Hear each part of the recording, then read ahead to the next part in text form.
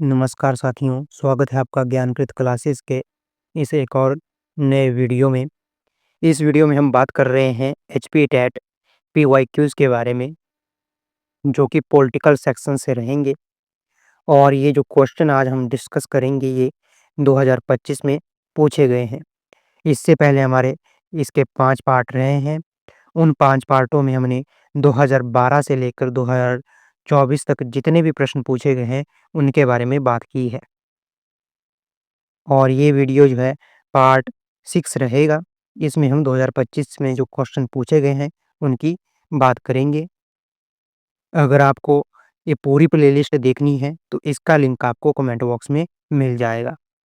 तो चलिए वीडियो को शुरू करते हैं। पहला प्रश्न है, लोकसभा में कितने मनोनीत सदस्य होते थे?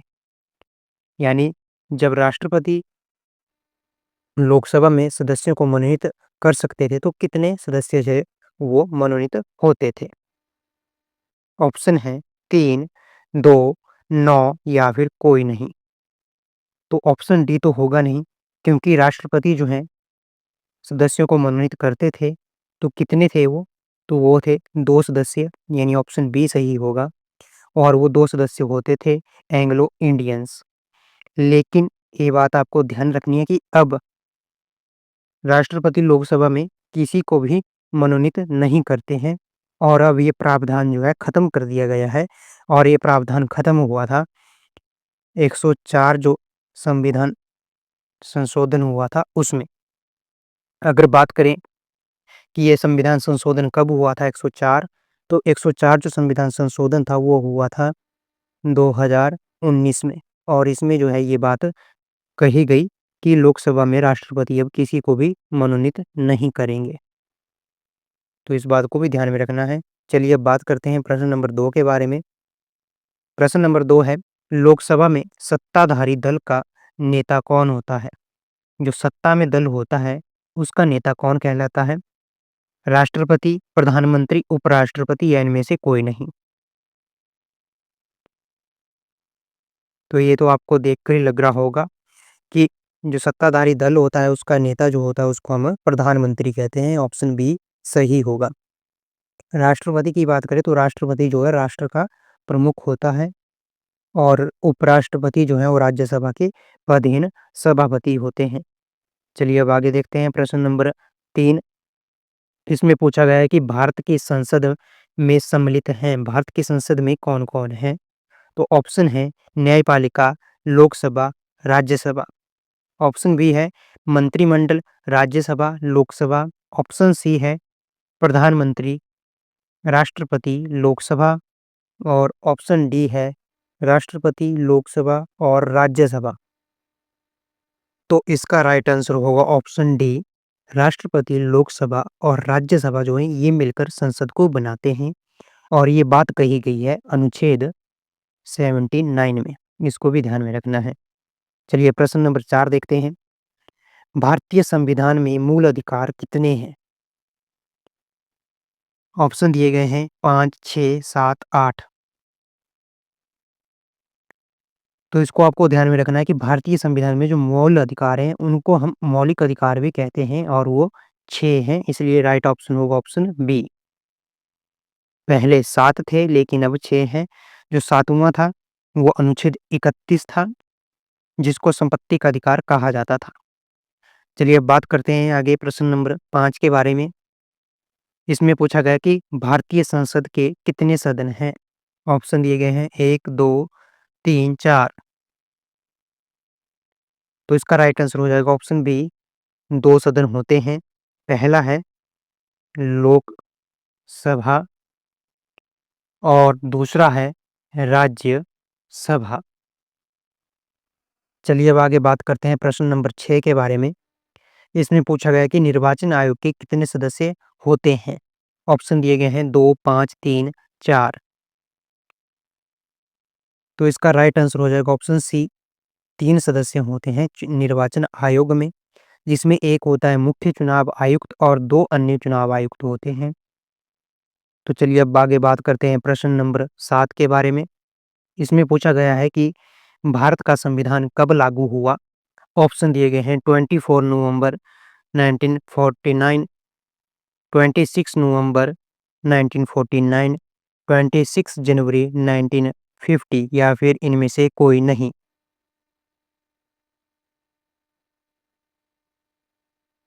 तो इसका राइट आंसर हो जाएगा ऑप्शन सी, 26 जनवरी 1950 को जो है भारत का संविधान लागू होता है और 26 नवंबर 1949 को जो है ये अपनाया जाता है, यानी अडॉप्ट किया जाता है, या फिर इसको हम अंगीकृत भी कहते हैं। चलिए अब आगे बात करते हैं प्रश्न नंबर 8 के बारे में। भारत में वोट डालने की न्यूनतम आयु कितनी है? ऑप्शन दिए गए हैं 21 वर्ष, 18 वर्ष, 19 वर्ष या फिर 17 वर्ष। तो इसका राइट आंसर हो जाएगा ऑप्शन बी, 18 वर्ष जो है भारत में वोट डालने की न्यूनतम आयु है।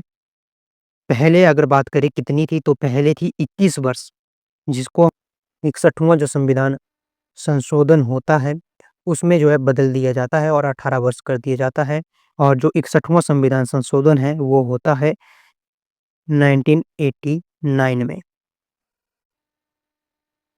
चलिए प्रश्न नंबर 9 की बात करते हैं। लोकतंत्र में शासन चलाता है? ऑप्शन दिए गए हैं लोग, औरतें, अमीर या इनमें से कोई नहीं। तो इसका राइट आंसर हो जाएगा ऑप्शन ए, लोकतंत्र में जो है शासन लोगों द्वारा चलाया जाता है, यानी इसे हम जनता का शासन भी कहते हैं।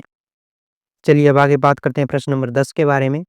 संसार में अधिकतर देशों में सरकार का प्रकार है, यानी विश्व में जो देश हैं उनमें किस तरह की सरकार पाई जाती है? ऑप्शन दिए गए हैं मिलिट्री, लोकतांत्रिक, राष्ट्रपति या फिर इनमें से कोई नहीं। तो इसका राइट आंसर हो जाएगा ऑप्शन बी, संसार के अधिकतर देशों में जो है लोकतांत्रिक सरकार पाई जाती है। चलिए अब आगे बात करते हैं प्रश्न नंबर 11 के बारे में। इसमें पूछा गया है कि किस देश में दो दलीय व्यवस्था है, यानी सिर्फ दो दल ही किस देश में है? ऑप्शन दिए गए हैं चीन, भारत, ब्रिटेन, पाकिस्तान। तो देखिए चीन में केवल एक ही दल है, जिसका नाम है कम्युनिस्ट पार्टी। भारत की बात करें तो भारत में बहुदलीय प्रणाली है, वहीं पर पाकिस्तान में भी बहुदलीय प्रणाली है। दो दलीय प्रणाली केवल ब्रिटेन में है, तो इसलिए इसका राइट आंसर हो जाएगा ऑप्शन सी। ब्रिटेन में जो दो बड़े दल हैं वो है कंजर्वेटिव और लेबर पार्टी। चलिए अब आगे बात करते हैं प्रश्न नंबर 12 के बारे में। इसमें पूछा गया कि सरकार के अंग होते हैं, सरकार के कितने अंग होते हैं? ऑप्शन दिए गए हैं 3, 2, 4 या फिर इनमें से कोई नहीं। तो इसका राइट आंसर हो जाएगा ऑप्शन ए, सरकार के 3 अंग होते हैं। अगर बात करें कि वो कौन-कौन से अंग होते हैं, तो एक होता है विधायिका, दूसरा होता है कार्यपालिका और तीसरा होता है न्यायपालिका। चलिए अब आगे बात करते हैं प्रश्न नंबर 13 के बारे में।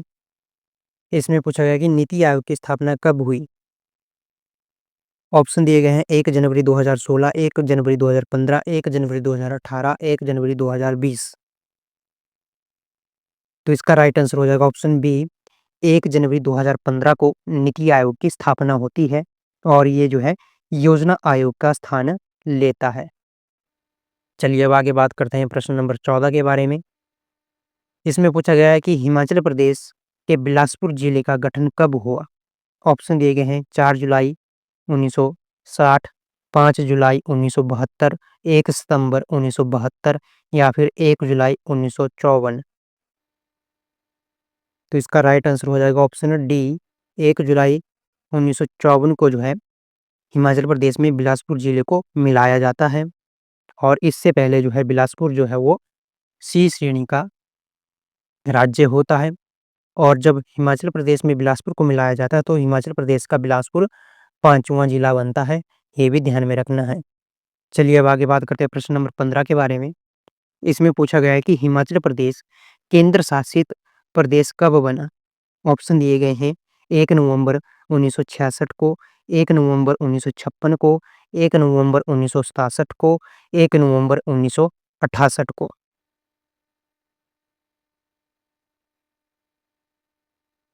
तो इसका राइट आंसर हो जाएगा ऑप्शन बी, 1 नवंबर 1956 को केंद्र शासित प्रदेश बनाया जाता है राज्य पुनर्गठन आयोग के सिफारिश पर।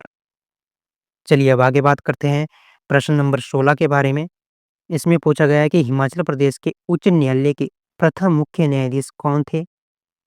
ऑप्शन दिए गए हैं न्यायमूर्ति एम.एच. बेग, न्यायमूर्ति टी.यू. मेहता, न्यायमूर्ति वी.डी. मिश्रा या फिर न्यायमूर्ति आर.एस. पाठक।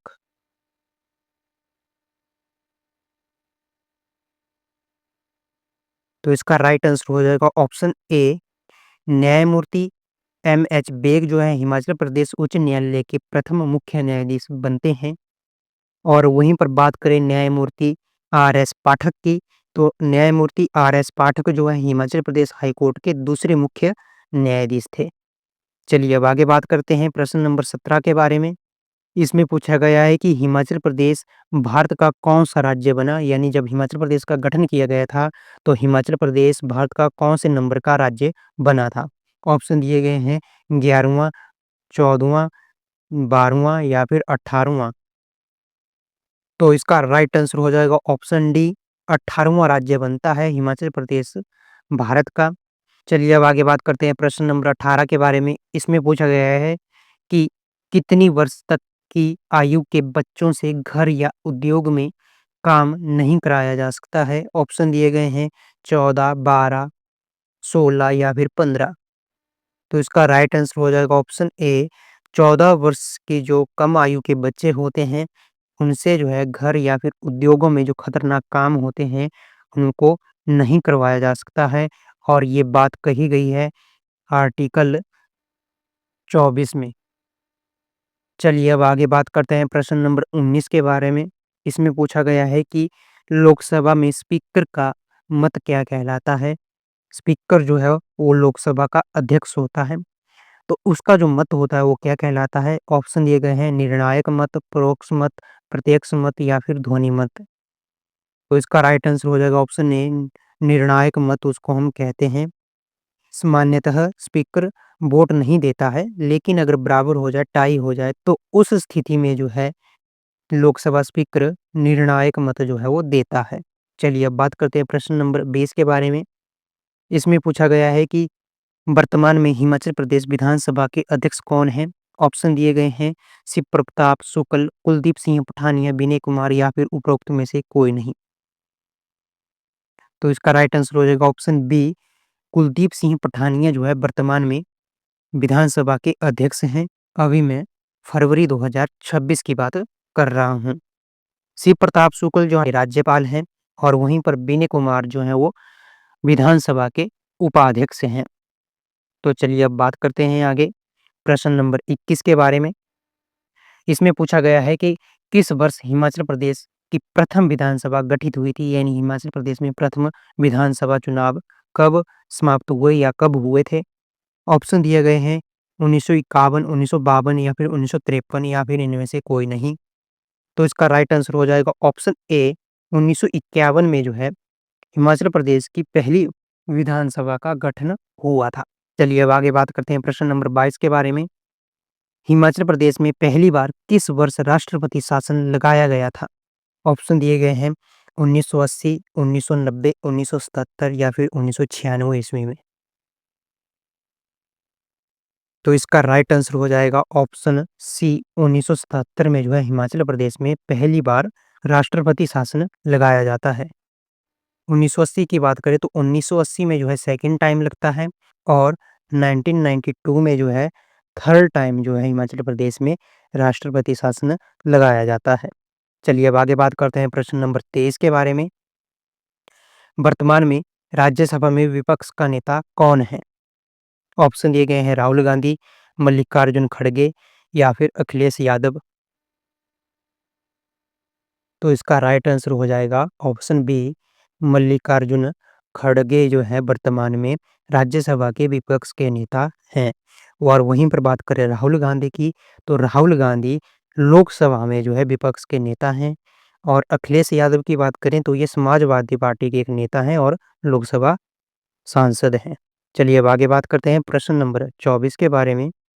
इसमें पूछा गया है कि सर्वोच्च न्यायालय का इंदिरा साहनी बनाम संघ सरकार जो निर्णय था, वो किसके संबंध में था?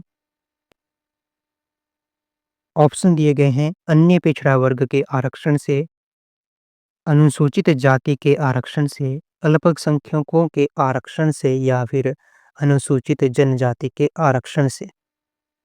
तो इसका राइट आंसर हो जाएगा ऑप्शन ए, अन्य पिछड़ा वर्ग के आरक्षण से जो है ये मामला संबंधित था और इसे हम मंडल आयोग के नाम से भी जानते हैं। चलिए अब आगे बात करते हैं प्रश्न नंबर 25 के बारे में। इसमें पूछा गया है वर्तमान में भारत के कैबिनेट सचिव कौन हैं? ऑप्शन दिए गए हैं प्रदीप कुमार सिन्हा या फिर राजीव गौबा या फिर डॉक्टर वी सोमनाथ या उपरोक्त में से कोई नहीं।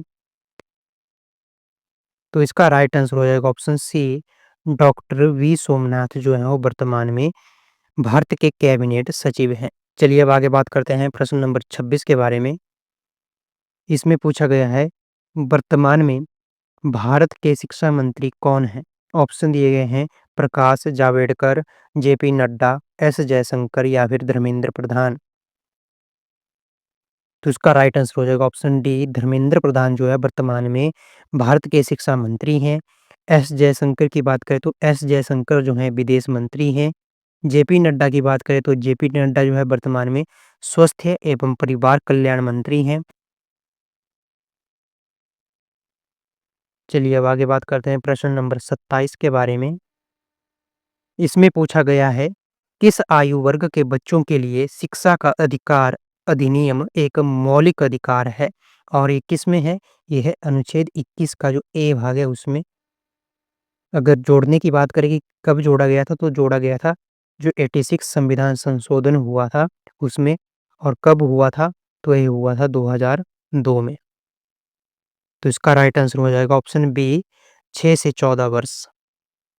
चलिए अब आगे देखते हैं प्रश्न नंबर 28 को। जापान की संसद को क्या कहा जाता है? ऑप्शन दिए गए हैं ड्यूमा, डाइट, शोरा या फिर मजलिस। तो इसका राइट आंसर हो जाएगा ऑप्शन बी, डाइट। जापान की संसद जो है उसको हम डाइट कहते हैं। और वहीं पर बात करें ड्यूमा के बारे में, तो ड्यूमा जो है वो रूस की संसद को कहते हैं। शोरा की बात करें तो शोरा हम कहते हैं अफगानिस्तान की संसद को। और मजलिस की बात करें तो मजलिस कहा जाता है ईरान की संसद को। चलिए अब आगे बात करते हैं प्रश्न नंबर 29 के बारे में। इसमें पूछा गया कि स्वतंत्र भारत के प्रथम शिक्षा मंत्री थे। ऑप्शन दिए गए हैं डॉक्टर राजेंद्र प्रसाद, मौलाना अबुल कलाम आजाद, सरदार वल्लभ भाई पटेल या फिर डॉक्टर एस राधाकृष्णन। तो इसका राइट आंसर हो जाएगा ऑप्शन बी, मौलाना कलाम आजाद जो हैं भारत के प्रथम शिक्षा मंत्री थे। अगर बात करें डॉक्टर राजेंद्र प्रसाद के बारे में, तो इनको आप सभी जानते होंगे कि ये भारत के प्रथम राष्ट्रपति थे। सरदार वल्लभ भाई पटेल की बात करें तो सरदार वल्लभ भाई पटेल भारत के प्रथम गृह मंत्री और उप प्रधानमंत्री थे। और डॉक्टर एस राधाकृष्णन जो है वो भारत के प्रथम उपराष्ट्रपति और दूसरे राष्ट्रपति थे। चलिए अब आगे बात करते हैं प्रश्न नंबर 30 के बारे में। प्रश्न नंबर 30 में पूछा गया है भारतीय संविधान के अनुसार सर्वोच्च न्यायालय के मुख्य न्यायाधीश की सेवानिवृत्ति की आयु कितनी है? यानी सर्वोच्च न्यायालय के मुख्य न्यायाधीश जो हैं वो कब रिटायर होते हैं, किस आयु में रिटायर होते हैं? तो इसके ऑप्शन दिए गए हैं 65 वर्ष, 55 वर्ष, 60 वर्ष या फिर 62 वर्ष। तो इसका राइट आंसर हो जाएगा ऑप्शन ए, 65 वर्ष जो है वो सर्वोच्च न्यायालय के मुख्य न्यायाधीश की सेवानिवृत्ति की आयु होती है। और 62 वर्ष जो है ये होती है उच्च न्यायालय के मुख्य न्यायाधीश की सेवानिवृत्ति आयु। इसको भी आपको ध्यान में रखना है।